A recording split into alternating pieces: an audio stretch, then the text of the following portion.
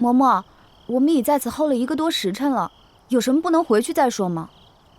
尤姑娘，宫中出了大事，公主殿下尚且在此问询，你们还是再等等吧。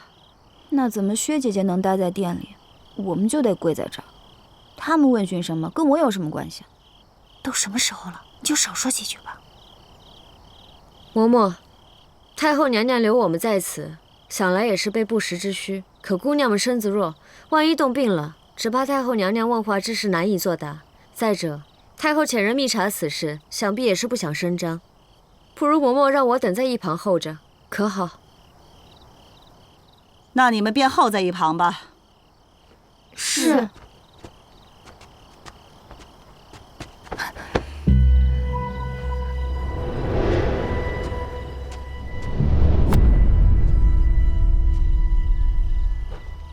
殿下，无妨，没摔着吧？殿下可算来了，太后还在里面等着您呢。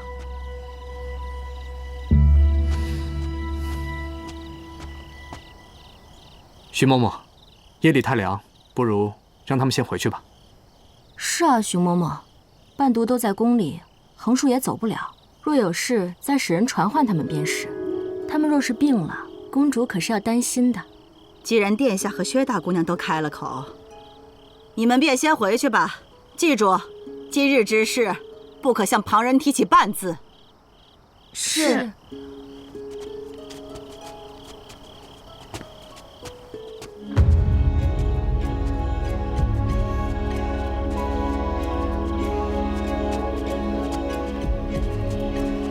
刚进宫就碰到这种事，可差点没把我给吓死。不就是个玉如意吗？至于如此吗？我适才瞥见玉如意上有几个字，忠魂是什么意思啊？忠魂？你竟然看见了这2个字？听见300忠魂，你们什么都想不起来吗？你说的莫非是钟义林？这可是宫里的禁忌啊！什么事啊？你们快跟我说说吧。若是不小心犯了禁，可怎么好？这已是20年前的传闻了。话说，那平南王本是先皇之弟，在皇位争夺中落败，被远遣封地。孰料他并不死心，暗中养兵，于20年前挥兵北上，直取京城。平南王重兵包围了整座皇宫，先皇彼时因出宫养病而避过一劫。然而当时还是皇后的太后娘娘，与当时还是太子的圣上，却还留在宫中。与他们一起的，还有正巧在宫中的燕夫人和定妃小世子。平南王杀入皇宫，却没见到太后娘娘与圣上的踪迹，所以怀疑是宫中有密道，让他们逃窜出宫了。但叛军已然围城，太后娘娘与圣上若此时从宫中逃出，必要经过各处城门才能出城。叛军示意立刻派重兵把守城门，一个人也不放出。那平南王对先皇恨之入骨，不找到圣上不肯罢休，于是便派人全城搜捕，凡遇到孩童，不由分说全部抓起来。当时正值严冬，平南王让工人来认人。天寒地冻，孩子们衣着单薄，跪在雪地，可其中却无一人是真身。不是，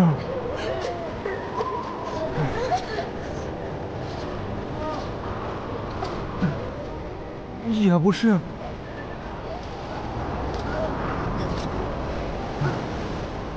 不是。平南王大怒，遂下令限时3日之内将太子交出，否则那些被抓起来的人性命难保。传令下去，3日内将人交出，否则本王就把殿前这些人尽数屠戮！尽数屠戮！紧要关头，定国公府年仅7岁的定妃小世子挺身而出，自冒储君之名，以换平南王手下无辜百姓的性命。仗。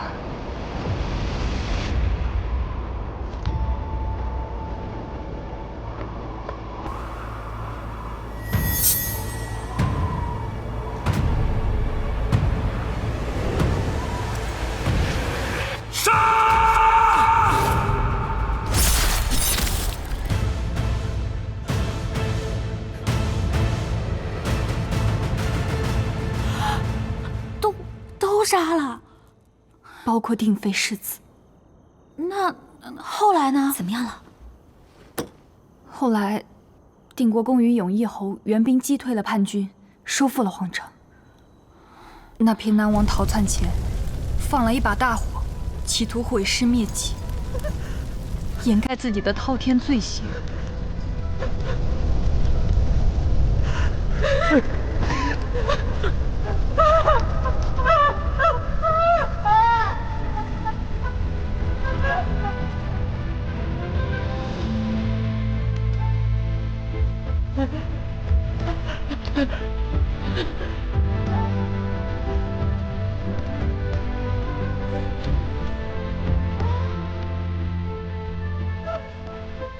再后来，先皇下旨厚葬这300忠魂，立碑于白果寺后山，定妃世子也在其中。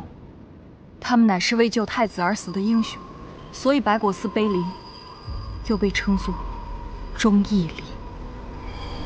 这些年，太后娘娘每每想起此事，都会心痛那些无辜的生命，因此从不让人提起此事。既是心痛无辜，但应该是愧疚才对。今日太后的神情瞧着，可不像是有愧。可是，平南王抓了无辜百姓，不就是为了逼出圣上？小世子都代替圣上出来了，干嘛还要赶尽杀绝呢？那平南王本就是暴虐无度的反贼，兴许他杀人只是为了泄愤。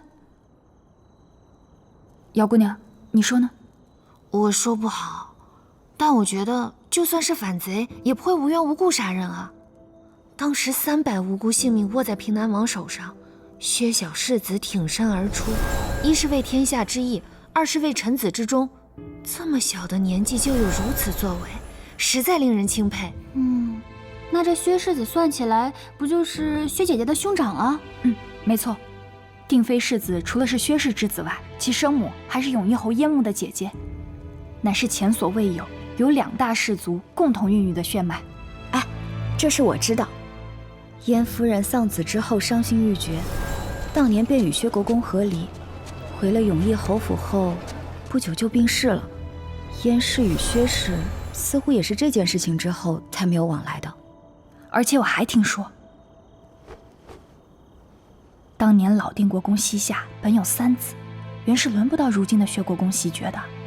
但后来薛国公求娶了燕夫人，有了燕家的支持，这才扭转了劣势，赢得了爵位。但当年燕夫人去世后不过3月，薛国公就又娶了新的夫人。原本呢，这偌大的国公府也的确需要一个女主人来打理，为发妻守个把月，再续弦也无可厚非。可偏偏新夫人在进门后不足7月，便产下了长女，这就有点耐人寻味。姚姐姐，真的是这样吗？薛姐姐是季氏早产的女儿？确实如此。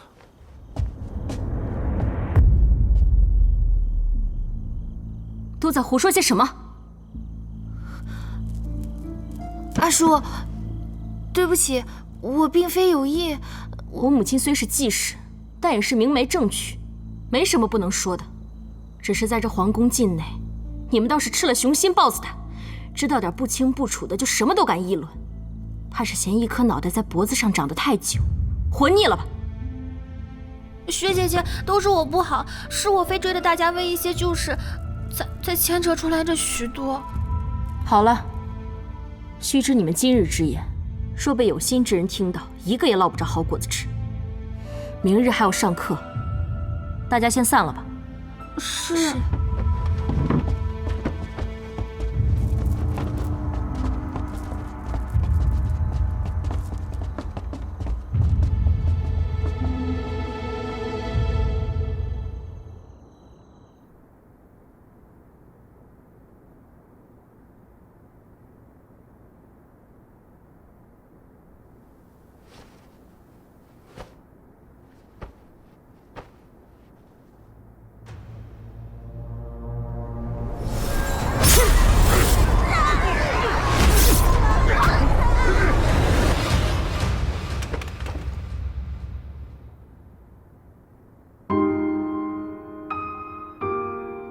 想那么多做什么？300宗浑案再惨，都是过去的事了，既与我无关，也与燕家无关，何必庸人自扰？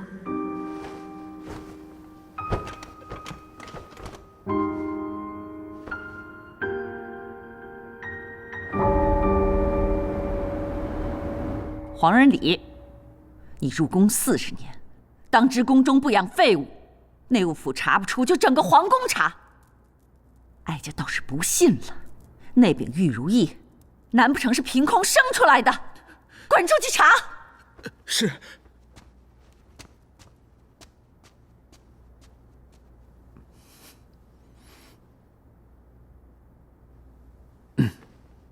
母后，母后。其实儿臣觉得吧，要不然就算了。皇兄不也说了吗？不能动摇人心。不过就是一柄玉如意，把它毁了便是。我们又何必把这件事情闹得这么大呢？一帮宵小胆大妄为，若不严加惩治，日后还不定生出什么乱子来。只凭一起行事，你将来怎么治理天下？儿臣本就无心天下，母后又何苦强人所难呢？你皇兄身体有恙，正是又生不出皇子来，你不继承大统。怎么要把皇位让给平南逆贼吗？你不如现在就把哀家和你妹妹的命拿去。母后永远都是这样，儿臣甚至有时分辨不清，您到底先是太后，还是我们兄妹的母亲？你二哥，别说了。逆子！哎呀，母后莫生气，儿臣今天不去上课了，就在这儿陪着您。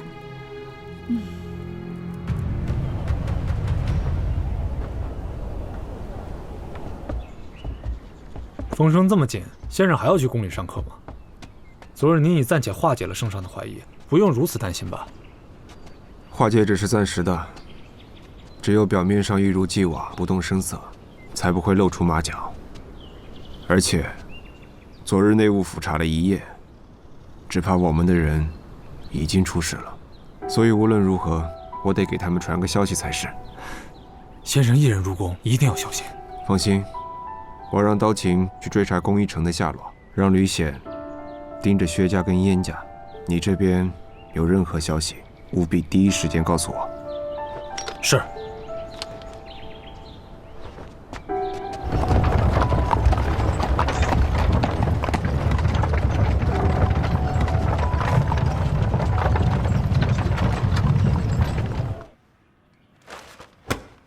今日长公主告假，你们呢？就先学些基础的诗文吧。翻开第1篇，齐声诵背。溪谷成松，道岭集中。声音再大点儿。叠叠延声，迷界丛丛。田园江雪宁，你为何不读啊？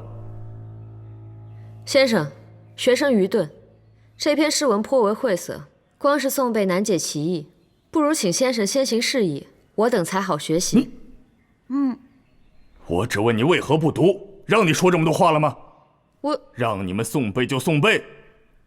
这学堂之上，岂是你能随便发问的？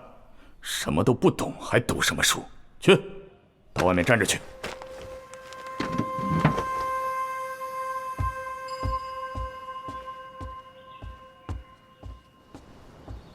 师者传道授业解惑，我若是什么都知道，便先砍了你的狗头，还要你做甚？这下一段呢，不如就请薛姑娘来领诵吧。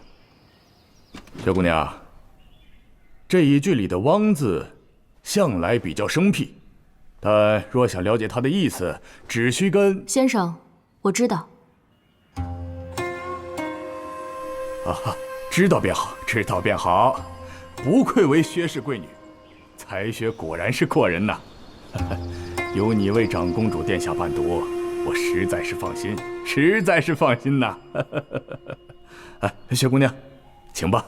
渊行百丈，事无汪若，会许知之，何得由衷？渊行百丈，事无汪若，会许知之，何得由衷？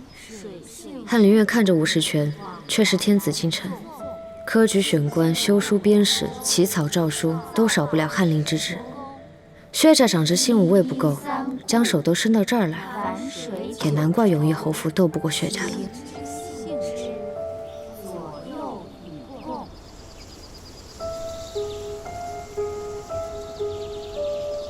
好，今日的课便上到这里了，你们稍作休息吧。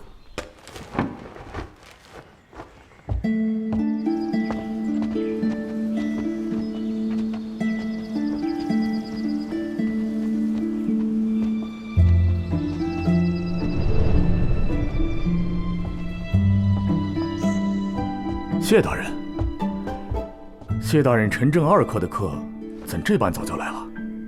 今日谢某初次讲琴课，不敢懈怠，所以来得早些，为防万一，多做准备。不愧是少师大人，果然一丝不苟。既然如此，那我就不耽误您的时辰了。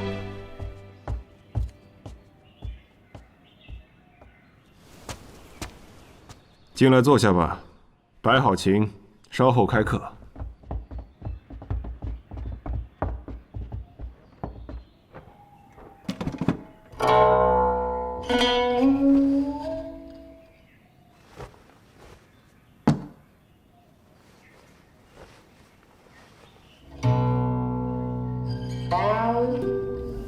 峨眉，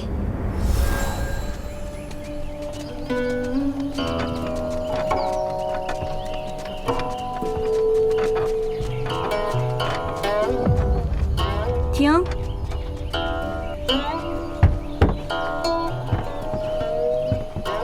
文昭阁，可是谢微？谢微素来爱琴，本宫听闻，他那张琴便是他自己亲手所着，名作峨眉。正是。点出何处啊？峨眉山北雪极目，方丈海中冰作湖的峨眉。这方姨不知。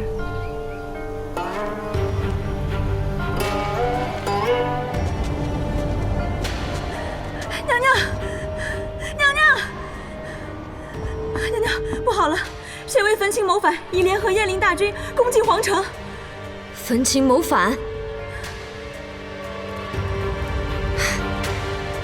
原来是一阵高明满帝都，归时环弄峨眉月的峨眉。好你个谢微！所以谢微上一次最终是当皇帝了，还是去弄那峨眉月了？莫天下之大不韪的事情做了那么多，又造下那许多的杀孽，若是最终不当皇帝，下场恐怕好不到哪儿去吧。谢某知道，诸位姑娘，包括长公主殿下在内，都对琴有所了解，但谢某希望大家将往日所学全部忘掉，从头来过。琴道不易，有时其难更甚于读书。所谓3年小成，5年中成，7年大成者，乃以数论。然则学琴是道，有了道，方能称得上有成。你等年岁不大，半年的时光，谢某实也教不了什么，但若能得其皮毛，略通其术，也算不差。先生说的这样难，那你学了多少年琴？现在算是什么境界呀？谢某自4岁开始学琴，如今勉强算是摸着门槛吧。那得学了有20多年，这才小成。我算愚钝的，诸位若是天资聪慧，有灵性，用不了这么久。